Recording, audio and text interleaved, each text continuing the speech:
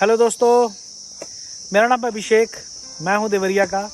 और देवरिया से मैं आ चुका हूं सिलीगुड़ी से दार्जिलिंग, दार्जिलिंग से सिक्किम। और करेंटली मैं हूं अभी साउथ सिक्किम में। नामची एक जगह है, नामची में एक शिव जी का बहुत बड़ा मंदिर है और एक शिव धाम भी बोलते हैं इसको।